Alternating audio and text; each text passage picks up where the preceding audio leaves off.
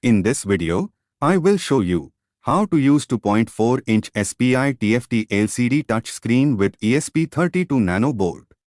Touch calibration also shown in this video.